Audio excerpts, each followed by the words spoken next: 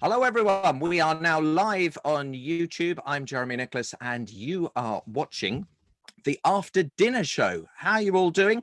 We've got some brilliant guests tonight, so let me just say hello to all of them. First of all, joining us from somewhere in England, up in the northwest, is Heather Wright. Hi, Heather. Where are you? Hi, Jeremy. I'm up near to Preston, between Preston and Southport, up in the northwest of England. Fantastic. And across the pond in the United States of America, Lesley Everett. Hi, Lesley. Where are you? Hi, Jem. I'm in Monterey, California. So, yeah, a little bit of time difference there going on. So I'm 8 hours behind you guys, but that's where I am. And joining us from the Republic of Ireland is Brian Barry. Hi, Brian. Where are you? Hi there, folks. Yeah, I'm just over the Irish Sea, not quite the pond, down in a town called Wicklow, just south of Dublin City. Lovely to hear that Irish accent on the program. He's obviously he's not Irish, he's originally South African. So I got them all to give me their intros. So Heather is a habit-changing specialist who's so good at talking, she once persuaded an armed attacker to call a cab and pay her fare home. And she's not even going to tell that story tonight, are you? No, I'm just going to leave you hanging, as I did with him. That's quite annoying, isn't it? You said you're not going to tell that one because it's not a funny story. But I like the idea of you talking down an armed attacker and say paid your cab home. It's not funny though. It's really not funny. It was a stressful situation. It was not good. Well, it sounds like it. Not many laughs in that.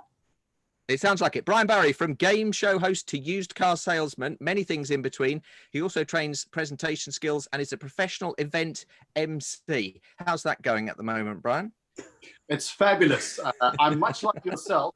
I am an event MC with many non-events. Yeah, so we're all professional speakers. None of us earning any money from in-person events at the moment. It's all consultancy and online stuff. Lesley Everett is a professional speaker, with brackets, with no gigs, and a brand coach. She's a woman of extreme. She has a brand called Walking Tall, but she's only actually 5 feet 1.5 inches, and she's a Brit living in California. How did you end up in California? I decided life was too short to live in one country. I loved California and thought as long as I'm close to an airport, we can be anywhere in the world. So that was it. We did it, applied for the green card. Took a little bit of time, took about 5 years, but applied for the green card and it all happened. So yeah, it was a challenge, remains a challenge to some extent, but we love it here. Fantastic. And just to give a few more credentials, Lesley used to be the president of the Global Speakers Federation. Brian used to work for Vodacom, the telecoms people in South Africa. And Heather is the love child of Barry Manilow and Victoria Wood. So, you know, it's a that's all right for me to say that. I win on that one. You've said that songs that make the whole world sing. Just remember that. Fantastic. Yeah, no, but people do say you look like Victoria Wood, don't they? And your very presence is that kind of northern humor, isn't it? Yeah, to be fair, most of them, it's just my mannerisms that remind them of her particularly. And I confess I did watch a lot of her material when I was growing up, and I think I have a habit of being a mimic very quickly. And so yeah, I think I absorbed some of her spirit.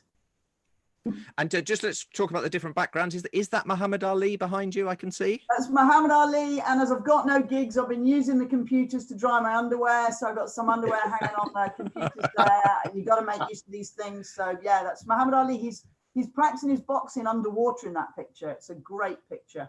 And those are they're Calvin Klein and Pringle knickers there. Just quality. Oh, and some Marks and Spencers. There you go. Right. Well, thanks for adding a bit of class to the show. And Brian, is that a Springboks jersey I see behind you? That is the Rugby World Cup winning team, the 3-time winning Rugby World Cup Springboks. Yes, indeed. However, seeing as I'm in Ireland, I couldn't just leave them out.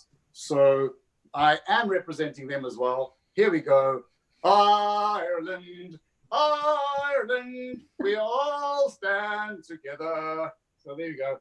That's my patriotism. You know, how can I not be Irish? I have a name like Brian Barry and semi-red hair. I mean, everyone asks me, are you from Cork? And I've never been there, but hey. I once did an event with Brian O'Driscoll, the legendary Irish rugby player, and it was an event where, I have a party trick when I'm an MC. I'll always, at the end of the person's talk, I'll give them an anagram of their name. And so Brian O'Driscoll, I was sitting there and I worked out, was ironic bollards. And I went on and told him that he was ironic bollards, and he wasn't happy about it. And he's quite beefy being a rugby player. So lovely story there. And Lesley, what have you got behind you? Is that the map of the world? Because you're a global traveller. It's got little giraffes all over it, plotting the places that Walk and Tall is delivered in, and some of it was around where we were planning to go, but that's been all put on hold at the moment. So there's a mixture there. Then I have my favourite plant, an orchid, and then a couple of giraffes, which is the logo for the Walk and Tall brand. And I love giraffes. Yeah, I'm missing being in Africa actually, Barry, at the moment. So I'm just. I'm actually very much missing it again, withdrawal symptoms from being in Africa. Yeah, one thing that always disappoints me in South Africa, and I'll ask Brian this, you have the big five. When people go on safari, you have to see the big five, and I always think a giraffe should definitely be one of the big five, because for me that's one of the most, and it's not.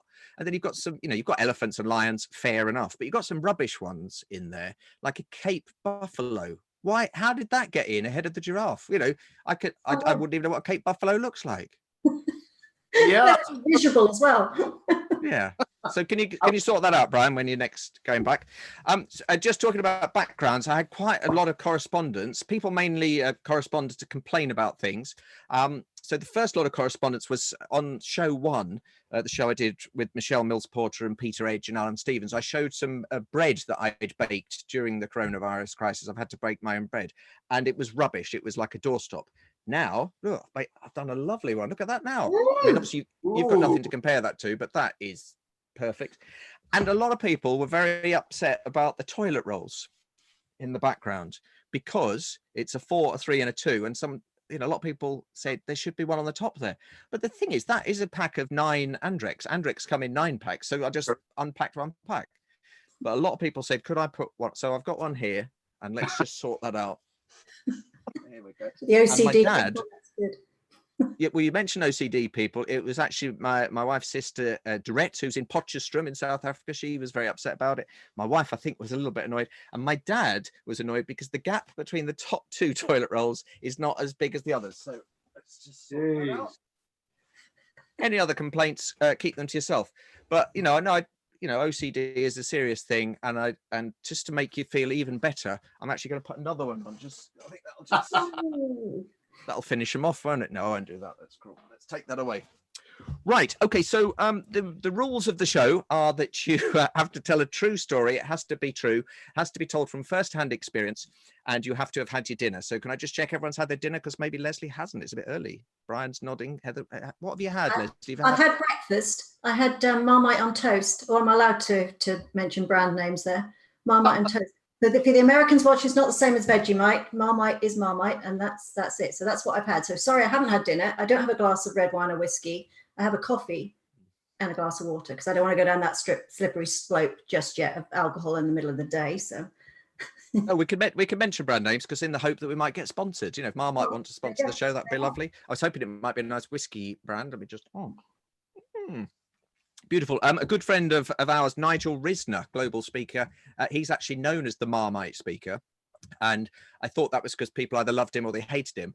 But it's actually because he smells very slightly of yeast if you get close to him. So that's where that comes from. Now, shall we crack on with the show? So, true story. You have to tell a true... Sorry, my dog just wants to say hello. Is that going to... Otherwise, he's going to be a nuisance. Come here. Look, you've either got to be in or out. The first show, he was outside the door all the time. Just wait. Oh, there he is. Look. So his name is Jimmy Chew, spelt chew like dog chew, because he likes chewing up ladies' shoes. So there we are. Now, Jimmy, don't... Yeah, okay, now you can go down now, and don't be a nuisance. But what, no songs for him tonight, Jim?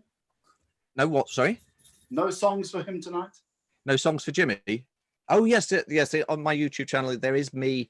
One day I was practicing, because the thing with this lockdown is I can't do all the things I normally do, like go to the gym. You can tell I'm a very fit person. Or rock choir. I go to rock choir on a Thursday night. And so we had to practice All of Me by John Legend. I don't know, do you know that? Are you familiar with that song? All of me loves all of you, all your curves and all your edges. You know the one. And have a look on my YouTube channel. It's me singing it to Jimmy, because I couldn't go to rock choir. Right, let's do some true stories then. Shall we kick off with Heather? I think, Heather, I believe you've got a story about a drunken heckler. Yeah, I mean, I'm sure most speakers, depending on the events you do, normally I do daytime events. So like Brian and you, I MC a lot and I speak at conferences. And every now and again, I am persuaded to do after dinner. And it's not really my favorite thing to do because they mostly just want you to be funny, don't they? Which I realize is a struggle for you, Jimmy. Jeremy. Jimmy's the dog. Jimmy's the dog. Jeremy or Jem for friends. Okay, right, got it. Yep.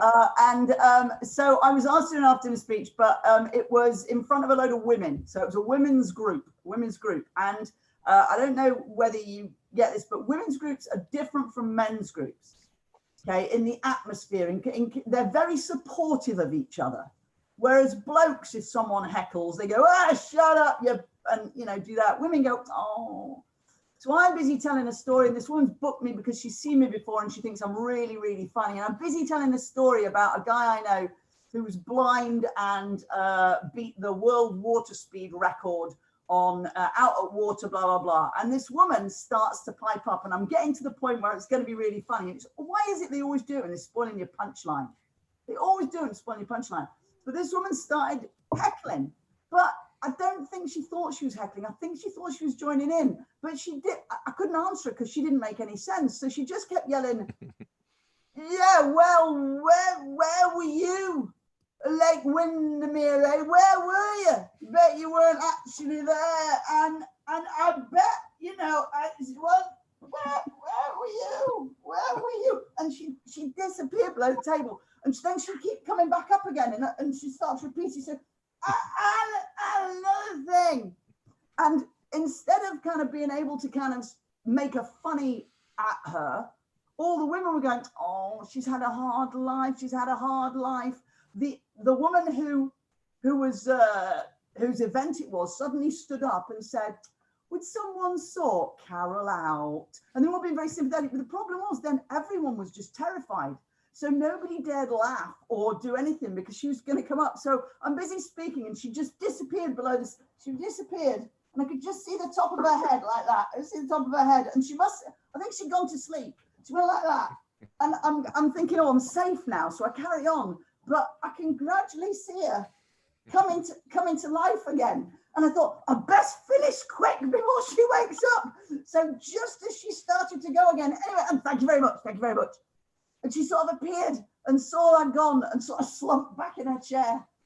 And at the end of it, all these women, all they could do was come up to me and say how sorry they were for the poor woman. Not for me, not for the woman who'd had her event ruined, but, oh, poor, she's had a hard life and it's a shame. And then the woman who actually did it came up to me at the end and went, do you know, you're not as funny as I remembered you being last time.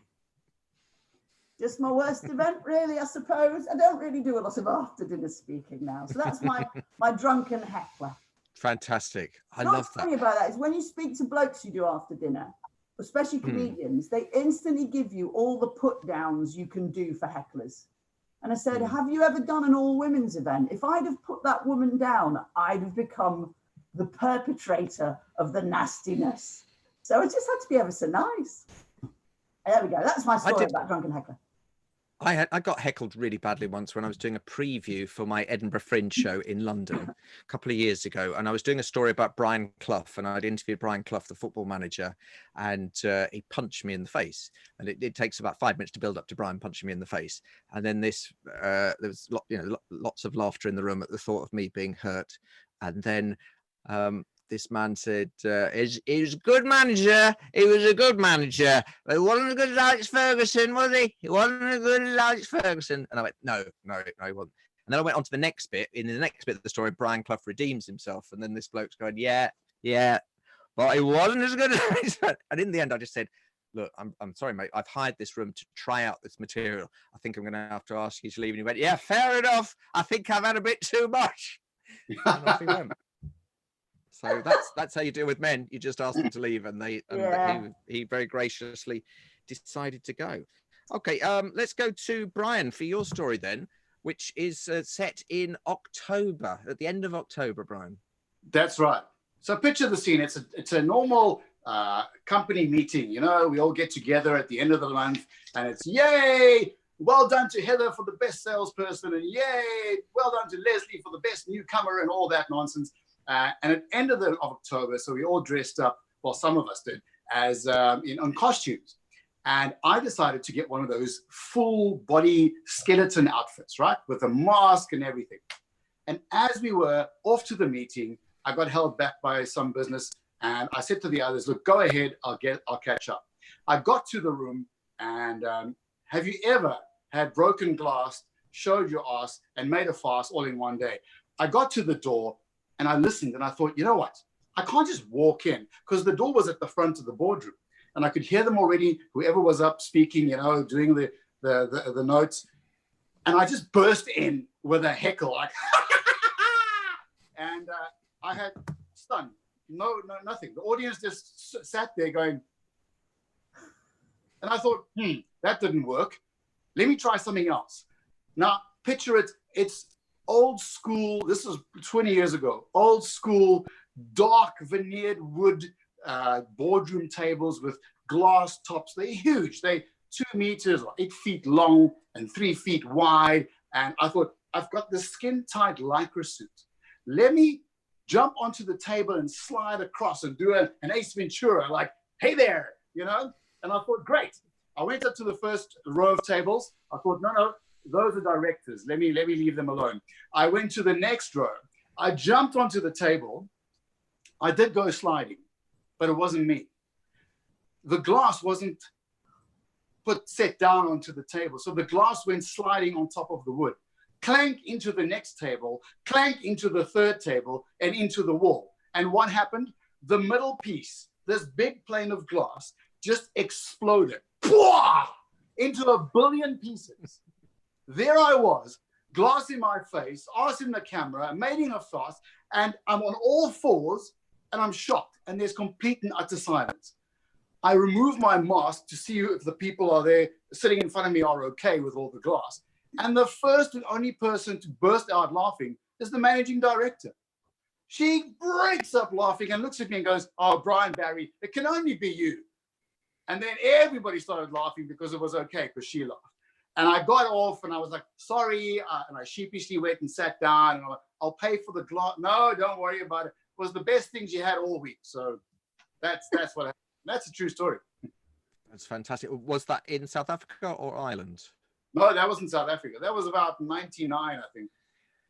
Yeah, brilliant. Okay, thank you very much for that one. And and was it an all black outfit with a white skeleton drawn on it, and so we couldn't see your face at all until correct. Till like the Scooby-Doo moment. Yeah, when I was on all fours, I could actually just have backtraced my steps, left out the door. No one would have been none the wiser. They would have thought, who the hell was that? But you know, I was concerned for the safety of those around me. It's always good to be safe. Just before we go to Lesley, I just want to tell you something that happened today when I went out for a run. I don't really do running, but I've just been so stressed with the old coronavirus, like how are we going to pay the bills, you know, when all of the speaking engagements keep getting cancelled, just looking after loved ones' health, and, you know, have we got enough food in the freezer? I don't think so. So I was a bit stressed. So I went for a run, and where I live, I like to run in the old deer park in Richmond. It's full of old deers. It's not. It used to be the deer park when the King. Then they moved it to Richmond Park. It doesn't matter.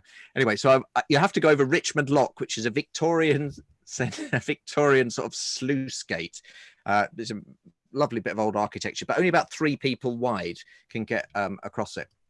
And so I went for a walk across there, and the problem is they put these signs up saying you're not allowed to cross if there's someone coming the other way, because you've got to have the 2 meters distance, and it's so narrow. But people were getting to the top before they saw the sign, and then loads of people coming their way, and then so everyone's all standing together waiting, and you think, well, this is ridiculous. I'd rather be passing them moving than standing with these people going, God, there's loads of people coming the other way, you know. And these people my side weren't 2 meters apart. So in the end I ran down the steps and over Twickenham Bridge, and then it's not a very interesting story, is it? Lesley, let's go to you.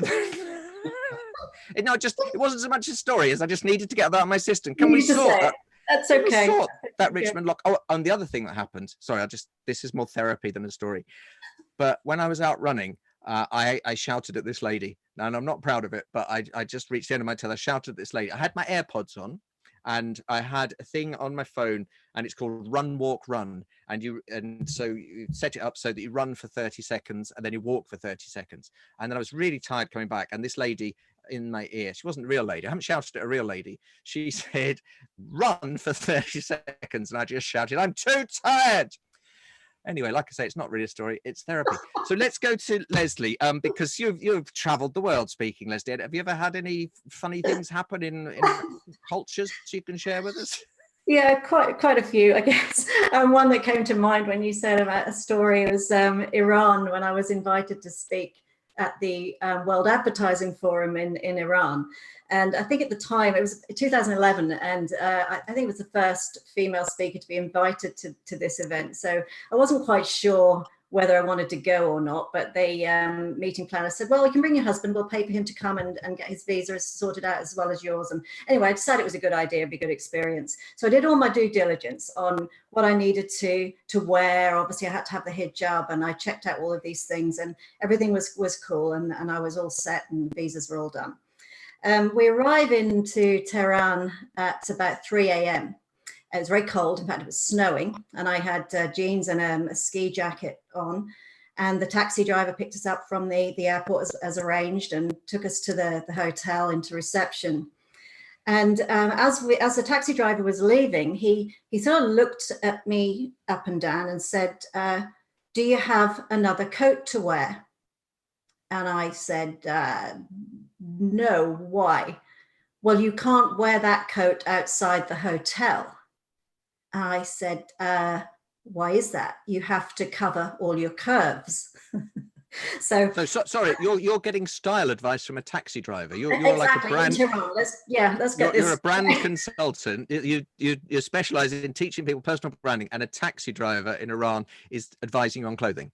Yeah, absolutely. That's about it. Yeah, that's it. So I thought I'd better listen to him. So this is 3 a.m. and now I'm having a sleepless night, because I'm now really worried about my outfit that I have, and I'm on it the afternoon the following day. And I'd done my due diligence, as I said, and I'd got a trouser suit, and the jacket came below my backside. I was all set for that, was good. But I'm now starting to panic slightly. So I call the meeting planner at breakfast, and he meets me at breakfast, and I put this trouser suit on that I'd got to wear, and said, "Is this going to be okay?" And he sort of a few funny facial expressions as he sort of looks me up and down and says, "Not really sure. You'll be okay if you don't turn around and you don't bend over." So I'm thinking, I can't go on a stage and be worried about bending over and turning around and showing any of my curves, as they call them, had to be covered up. So I thought, geez. So what am I going to do? Now, luckily, and I say luckily, and some of you will know this man, Mike Ogilvy was also a speaker for that conference. In fact, there was the 8 of us speakers. I was the only woman. He was one of them. And Mike had been to Iran before. So Mike said to me, "Right, I know exactly what we need to do." And he grabbed me by the hand and dragged me out into the street. Had to let go of my hand then. Of course, you can get arrested for holding hands. So I was a bit paranoid about that as well. It's snowing and it's slippery, and we're charging down the street. And I'm thinking, I have no clue where Mike is leading me, but I go anyway. And he takes me to this tiny little shop that's probably 8 foot by 8 foot, with a little assistant in there. And he explains to the guy what's needed. And they start getting me out what they call these mantos, which are long like raincoats. And I've got no clue what price these things are, but they're getting them out and they're showing me things that might work. And I'm thinking 5'1.5", and I've got to stand on a stage in effectively a raincoat and a headscarf. I'm going to look absolutely, utterly ridiculous. So I'm sort of, by now I'm thinking, well, I'm going to have to go for it and do it. Anyway, we decide on a shiny black number that comes down to my knees, and we race back, and it's kind of okay. And I get on a stage, I've never felt so uncomfortable in my life, wearing what effectively was an outdoor coat in my mind, with a headscarf on, being tiny at 5'1.5", and just feeling really uncomfortable. And this hijab kept slipping. I'd got grips in my hair, and it was just slipping, and really, really not great. I've got a photo. Do you want to see a photo of the final result there? Yeah. Let's just put it to the audience. Show of hands. Who would like to see a picture of? Yes. Yeah. Which, when you say it was black and shiny, that you had me at black and shiny. Doesn't actually show the shine maybe there, but that's me in what effectively felt like me trussed up in a raincoat on a stage with a headscarf in front of a 1,000-strong audience, 5% women, feeling very uncomfortable as that thing kept slipping off my head, and I felt it wasn't my best performance, I don't think. Oh, it's like if you turned up at that at an event in this country, people say, "Oh, you're not stopping. You're not taking your coat off." British, you just felt, it was like a little old lady on a rainy, cold, blustery day. Was it really hot? No, it was snowing. So. Oh, right, but on the stage you weren't hot. On hot. Okay. Yes, sorry, on the stage. Yes, it was hot. Yeah. I felt incredibly uncomfortable. Yeah, it was not my best moment. God, yeah. Wow. Well, fantastic. Well, I'm so glad you survived it. I mean, none of us are going to be traveling anywhere for a long time. It's just going to be on Zoom. And I don't know about you, but I don't wear trousers when I'm on Zoom. And I just literally just my underpants. Do we need to know? Shall I? Oh. No. I dressed up. I put sparklies on. Oh, lovely. I haven't had a chance to dress up for weeks. No, you're looking great. Okay, so we're going to wrap the show up soon. But Heather, just there was something you said to me earlier about the time you thought your husband was trying to kill you. Just clear that up. I mean, I realise I can be a little bit irritating and quite chatty, but one of the stories when I said to my husband, "I've got to tell a story," he said, "Tell him about when I killed you." I went, "All right then." So one night, I don't know what you're like when you have a row with your partner, but you often get two different personalities, and I'm one I like to kind of row it or talk it out. And he just shuts up and won't talk. And he's quite happy to go to bed and go to sleep. And then I'll lie there awake all night, worrying about the argument and getting stressed and getting upset and trying to toss and turn so I'll wake him up again, that kind of stuff. So rather than do that, what I'll do is after we've done the thing, I'll just keep throwing little bits. I'll just they're like, and I know I'm doing it and I can't stop myself. So we've done that all night and he has resisted because he knows that actually I'm the one who suffers at the end of it. Okay. So we go to bed and we're lying, and he's on this side of me, I'm on this side, and we're lying face up, and I'm going, and he looks like he's going to go to sleep. And I go, I can't have that. So I decide instead what I'll do is I'll be a little bit kind of coy and I'll be quite sweet. And so I kind of throw over to that side of the bed and say, and anyway, you never even kissed me goodnight.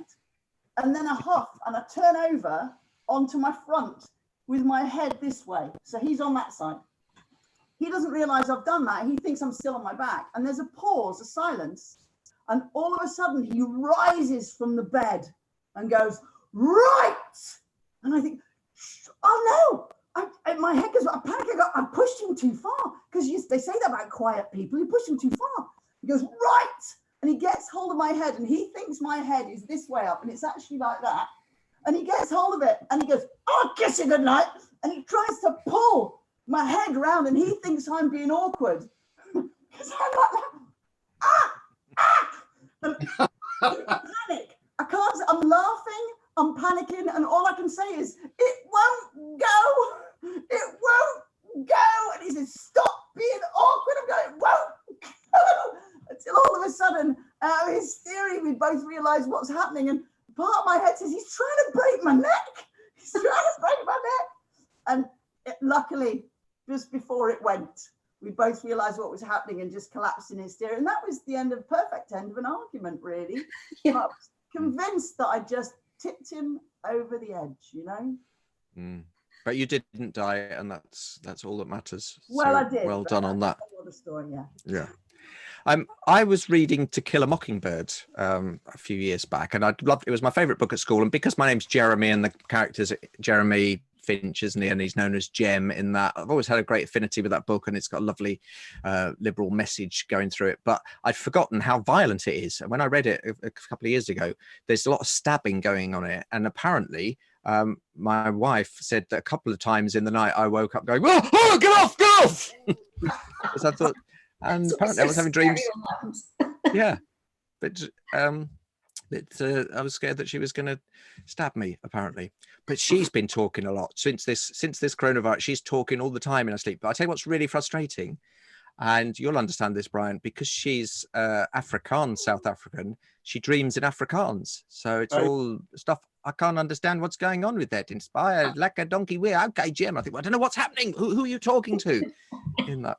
I don't know whether anyone else noticed, but as Jeremy was about to tell that story, he looked slightly furtively over his shoulder and went like, yes, here and just in case. You're frightened of no, but that's because when I did the show the other night, Jeanette came to that door and opened it just to tell me it's not on YouTube live yet. It's not, but there is a slight delay from us starting it to coming on. And somebody on Twitter framed it and took a picture of her coming around, said it was a bit like that incident with the Korea expert on BBC News when the children start coming in.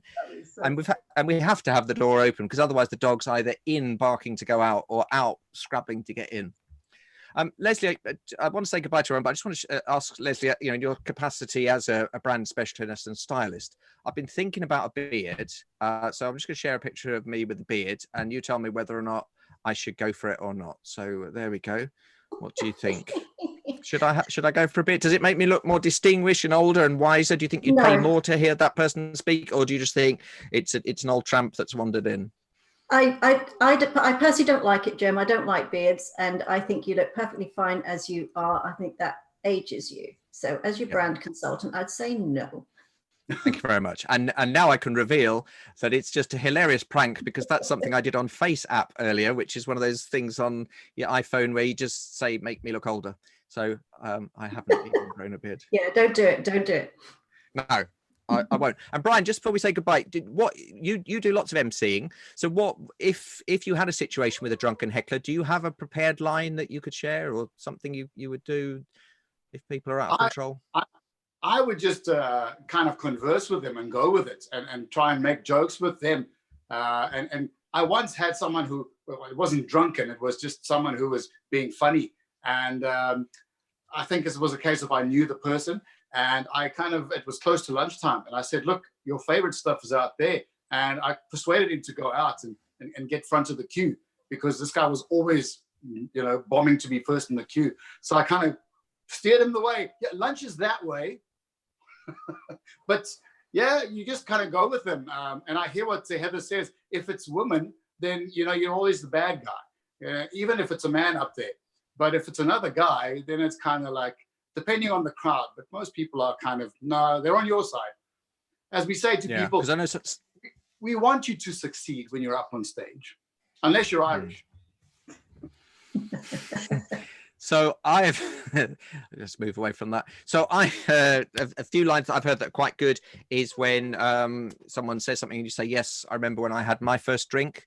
That goes quite well. Or when they say something and you say, sorry, and they repeat it and you go, no, I heard what you said. I'm just sorry. That can work. Or just throwing a drink at them. That's the other one. So, right, we've run out of time, but as always, for coming on the show, and because none of us have got any work, and because the government, well, we're not all in the same country, so that doesn't work, but self-employed people can get money, but we probably have, those of us that have limited companies, we can't get any help at all. So we're absolutely stuffed. So I'm going to give you all a chance to plug yourself, give your website address and what you do, in the hope that someone might book you for something when the madness all dies down. So Heather, do you want to go first? I've forgotten you were going to do this, Jeremy, so I've got nothing prepared. I'm Heather Wright. I do habit change. I'm a habit change specialist. So I talk about how the brain and the psychology works and how you can reprogram your brain, because all personal development is actually about changing habits. So that's what I do. My website is all the W's, advance-performance.co.uk. Thank you. Okay, no one will remember that, so we'll put that in the comments below this on the YouTube channel. Heatherwright.co.uk is also a website I have, so that might be easier to remember. Well, I was going to say that, heatherwright.co.uk. Never mind hyphens. No one remembers hyphens. Sorry, but I like the way you say I've got nothing prepared, but then you're absolutely fluent. Do you want to go next, Brian? Yeah, sure. Thank you very much. Brian Barry, I help you to speak up and stand out. I do presentations coaching, and I help busy executives who are technically sound, but often struggle to speak to audiences. I'll get you up there and I'll get you going. And whether it's on stage or online or on screen, I can do all of those. I'm also a fabulous event MC, and I do business training in the likes of sales, consultative selling, and a whole bunch of stuff. So my email address, send it to me at brian@brianbarry, there's the name down there, .ie. It's in Ireland. So brian@brianbarry.ie. I also have a website, brianbarry.ie. And I'm also available on Facebook and LinkedIn. And I'm not so often on Twitter, but yeah. Okay, what's the number of your house? No, I thought you were going to tell us everything. Brilliant. Thanks, Brian. And Lesley, how do people find you? Okay, I have a company called Walking Tall, obviously short, tall giraffes. That's our training methodology, and it's all around brand management, people branding. So I work for large organizations, look at people behaviors and how people are the brand and how we can make sure people reinforce the brand. Recently, well, probably in the last couple of years, I've been doing a lot of brand management coaching for small businesses and small business owners, entrepreneurs, which obviously encompasses an awful lot of things around how you project yourself as the brand and your people and everything that you do to package that brand. So that's really me. There's two websites. Me as a speaker is leslieeverett.com. Then I have walkingtall.org as the training and consultancy part of the business. Fantastic. Book these good people, because all speakers are struggling at the moment because of the coronavirus. Hopefully it's all going to be over soon. We wish the best to everyone in whatever you are in the world. It is a terrible situation we're in, but keep smiling. We try and keep you smiling by doing this show. Now, I'm not sure whether to do one on Friday. I've done Monday, Wednesday, Friday previously, but I'm thinking Friday's Good Friday and then Monday's Easter Monday. But then I'm thinking, well, no one's going away, are they? Anyway. So, same as every other day at the moment, isn't it? Yeah, so I might do Friday. I don't know, but I just remember my good friend Adrian, my best friend at school. He wanted to get married on Good Friday because it was a bank holiday, and then he wouldn't need the time off. And he said to the vicar in our local church, "Can I get married on Good Friday?" And the vicar said, "Don't want to get married when your best friend's just died, do you?" And Adrian said, "Oh, do you know something I don't?"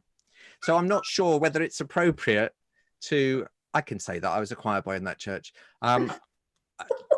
I don't know if it's appropriate for me to do it on Good Friday or not. So, but if people want one on Good Friday, I'll do one. But I think, to be honest, I might just like to have a long weekend and just go running and shouting at people in the old deer park, all the old deers. I might like to do. I don't know. I've lost it anyway. Thank you so much for coming on from Ireland and California and somewhere up in the Northwest. I still didn't quite hear where it was, but it was between two places. It's not actually a place of its own. It's just between two places, isn't it? That's... I'm indecisive. Let's just say Preston. Yeah, Preston and Southport, was it? Yeah. Yeah. I didn't like saying Southport's poshy, you see. Is it? Yeah, and I'd go Southport, go at the end. I know who you remind me of. It's not just Barry Manilow and Victoria Wood. You look like a character in Wallace and Gromit. Is it Gwendolyn? Wallace and Gromit. Do you remember Gwendolyn? What was it the window cleaner episode, was it? Do you remember that? Wouldn't it be lovely if someone watching this made a little plasticine model of Heather and sent it in? That would be lovely. Anyway, we're out of time. Thank you so much. Lovely to see you all. Chat to you on Facebook. Keep safe. Take care. Thanks for watching. We're definitely back on Wednesday next week. And I've definitely got John Stapleton, who's the founder of the New Covent Garden Soup Company. So he's an interesting guy. And Lee Jackson, who's from Yorkshire. So he thinks he's interesting. So that'll be brilliant. Love you, Lee. Definitely on Wednesday. And I might do an emergency one. But to be honest, I think I might just need to lie down. Take care, everyone. Bye. Bye. Subscribe and give it a big thumbs up.